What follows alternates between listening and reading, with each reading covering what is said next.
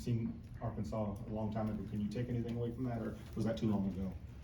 Well, they're a different team, obviously, and we'll be a different team. You know, Hunter didn't suit in that game, but you know, a lot probably depends for them on health situation and how those two guys are from a health standpoint. But it's a hard draw, but you deserve a hard draw. I mean, you know, you're a 7 seed. You're going to play a team that's similar to you, regardless, and then you're going to have to play a team that's had one of the best years in the country in the second game, regardless if it was Arkansas, regardless if it was St. John's. Yeah, it's a hard draw, but that's the position that certainly that we're in, and every other 7 seed is in. But one, I'm you know, I like it. I'm looking forward to it. I think it'll be fun. What do you think your players' headspace is like right now? From today or from I think we've had 2 good practices. We practiced yesterday and we practiced today, and tomorrow will be an off day, and then we'll practice Tuesday and Wednesday. But I think we're actually in a pretty good place. You know, we're not totally healthy because of Shaq, but we're you know, we've been pretty fortunate that we're relatively healthy, and so I don't see any signs of us not being in a good place right now. And then any thoughts on playing in Providence, a place you guys haven't been before? I've actually been there. Oh. Yeah, my Tulsa team played in the building, so which will really go a long ways to meaning a lot, you know, 30 years later. But I'm fine with it. To be real candid with you, I think it's okay to get away from here. So that way there can be less distractions. I actually think that's okay. So you know, if we were playing as a 2 seed in Wichita, that's different. But if you're not going to be one of the top 4 seeds playing close to home, I think it's fine to go away. Bill, over here, just facing John Calipari, which you've done so many times, and just what is it about facing a John Calipari team that always stands out, even though you face him in different locations, and this year being Arkansas? I think, you know, to me, he's always created, you know, recruited great players and terrific athletes. I think they do a good job coaching them too, and I think they usually guard. And I'm sure they'll do that, and they're battle tested, obviously, going through the grind of the SEC. But yeah, it'll be a fun competitive game. I know we're going to have to play really well to win, and I believe they're going to have to play well to win too. So you know, we've gone against each other quite a bit over time, but I don't believe we've ever gone against each other except in 2 really big games in the NCAA tournament. And we split those. It'll be a much talked about matchup, I assume. And different, obviously, than 2 years ago when you faced Arkansas and you weren't able to make it. And KJ and DeJuan played in those games. When you see Arkansas, you know, personnel aside, do they immediately think back to that and think to themselves, you know what? That's the first time I thought of it. You know, I'll be honest with you, I really don't even remember that tournament. I was so out of it 2 years ago. So I'd like to say I remember, but I really don't. I know that we had a chance late and didn't make a couple of plays, and they made a couple, but well, they ended up beating us by 1 or 3 or something like that. But I'll be honest with you. After I went down in that Big 12 tournament, I really don't remember much about that year whatsoever. So that you bringing it up, thank you so much. It brings back a lot of fond memories. Coach, everybody talks about, oh, the college kids today, they don't appreciate it. They're just playing for the money. This is March Madness. I mean, I would think that you've got everybody's attention. First of all, I don't believe the thinking out there, if that's the thinking, but I can certainly understand how it would be. It's the same thing. You have a professional athlete sign a max contract and he doesn't seem to deliver the next year, you automatically think he's not as competitive, or he's lost interest, or he's complacent. And sometimes you try really hard and you prepare really well and it just doesn't work out. I think the kids care a ridiculous amount. I know my guys do. And especially with the 4 seniors, that this is their, this is gonna be their last time to throw it up and lace it up in college. And we know that for a fact, because none of them can come back. There's no safety net. So I think it means a lot to all of them. But I do agree with the narrative that it can look different from a fan's perspective or from a public's perspective. But I don't think the kids have changed. I think the circumstances around the kids have changed so much, and there's so many other influences around the players that's different than what it was 10 years ago. But I don't think the kids have changed. I still think they care. I still think they try. They want to be better. They want to be coached.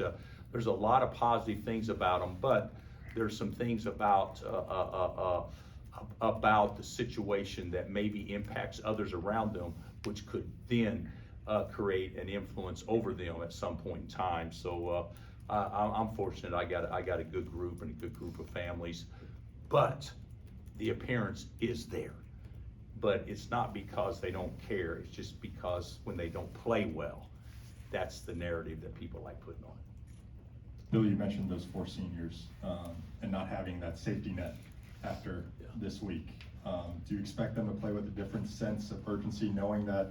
I would expect that. I would expect everybody would, regardless of what school you're playing for. But certainly with Zeke and Juan and Hunt and KJ, I would expect whatever our max has been to this point, I expect it to be at least 10% more. And 7 seed is the lowest you've had a team here at Kansas. Do you think It's the lowest seed that I've had in 26 years. Yeah, but trust me on this, whether you're a 3 or a 7 or a 10 or whatever you are, there could be an advantage is playing a team that could be maybe a 15 or 16 that obviously you may have more depth or more size or more talent in the first round game. But after that game, you gotta win 5 games against people that are all really good. In this particular situation, if you're not a 1 or a 2, you gotta win 6 games against people that are all really good. And there's been a lot of teams that are not 1 and 2s that strung together a pretty good run. So it doesn't make for, there's no easy path, but certainly we didn't do ourselves any favors by being inconsistent throughout the season. How did Tulsa do in Providence? Great. We played Rhode Island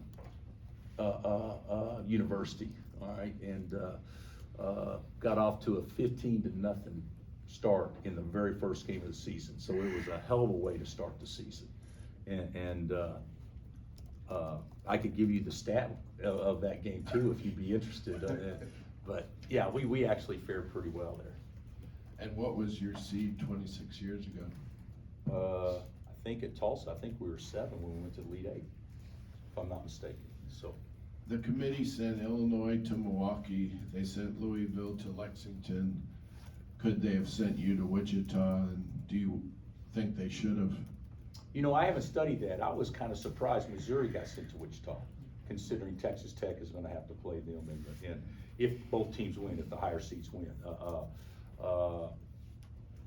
I would be very, you're telling me that Louisville is sent to Lexington? Yeah. Yep. And if they win, they got Auburn, and Auburn's got to play Louisville in Lexington? That shocks me. And then the other one was Illinois to Milwaukee, which is As a 6 seed. as a 6 seed, and the 3 seed there is who? Iowa State.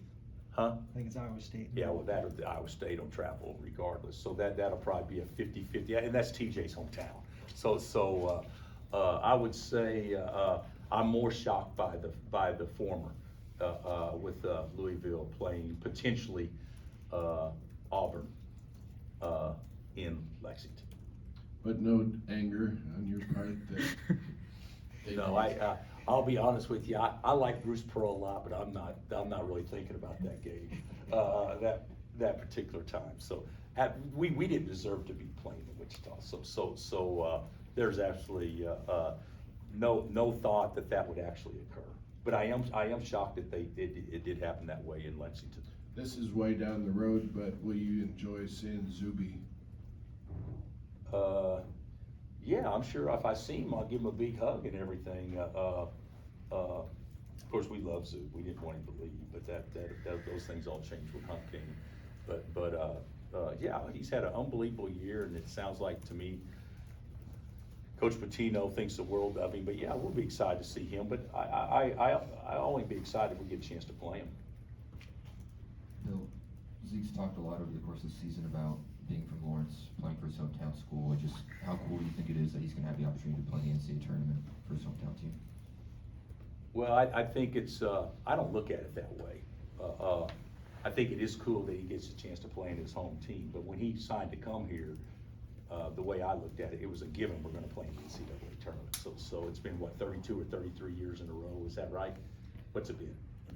35 years in a row. So I don't know that I look at it as cool to play for Kansas because they're in the tournament. I look at it as just cool that he gets a chance to play for Kansas, so. The idea of this team and where you're at right now, Hunter said he feels like you have confidence. Do you feel that same thing from your guys? Yeah, guys, we played some really good teams. I mean, in our last, 7 games, you know, hey, Texas Tech is good. They're a 3 seed.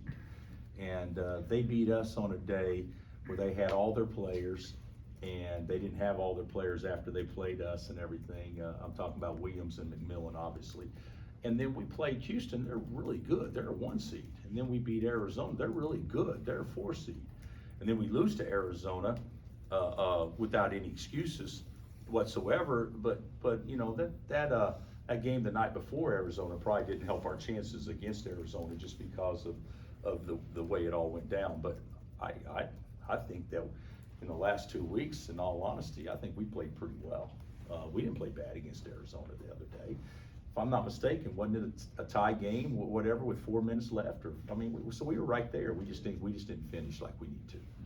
You also have mentioned a minute ago, inconsistency. You've said it all year. Your players have said it all year. Is there anything you would do in the next 2-3 days or heading into this postseason to, you know, dial in a more consistent approach, dumb things down? Do you look at it that way at all, or just to strive for that consistency, or is it too late for that? Or well, it's a great question, and you wouldn't be actually in the media doing what you're doing now if you could figure that secret sauce out. So I really don't know on consistency. We'll practice the same things. We'll go over everything. I do think when you say dumb it down, I don't know that I would use that term, but maybe simplify some things that would make it where, okay, on this week we know we're running these 12 plays. And could do that based on watching Arkansas, and if that's the case, what we'll come up with will be something that we'll have all figured out by tomorrow. you've done that before? Oh yeah. Coach, we asked you about the players. How excited are you about March Madness? You've been in a bunch of them. You had that year you had to sit out. You talked last year about how much you meant to be back in it. Oh, I get really excited about it. I'll be honest with you. This is the probably the most inconsistent feelings that I've had going through a season that I can remember. You get excited and then you get kind of not quite as excited and all that stuff. So the inconsistency from our play has created maybe inconsistency in an adrenaline or excitement level, I think, even for coaches. Even though you still coach the next play, you still coach the next game. But when you're on a roller coaster, it takes a little bit out of everybody. I think the one thing about the NCAA tournament, everybody's 0-0. It's a fresh start for everybody. Anything that's happened up until this point, you know, it's relevant but nobody's gonna remember. You look at it, if I'm not mistaken, didn't Connecticut have to win 5 games in the Big East tournament to get in, and then they win 6 more in a row and win the national championship? Now, granted, they had Kimba, but isn't there examples of stuff all the time? If I'm not mistaken, VCU's players went home because they didn't think they could get in, and they had to call them back to practice the year they beat us in the Elite Eight to go to the Final Four. 1988 Kansas team, I covered that Big Eight tournament. They There's no were- way you picked them. Kansas team in 1988 was 12-8 in January, all right? And that's playing a good non-conference schedule, but not exactly the quality of a conference schedule. And then they get hot. Of course, they also had the equivalent of Kimba on the interior and Danny. So your question is good, but I think right now everybody's got to be stoked and ready to go right now. What surprised you today? The fact they put you in the West? Nothing surprised me. I didn't have any anticipation, but I told my staff a week ago, you watch 7 versus 10, we're playing Arkansas.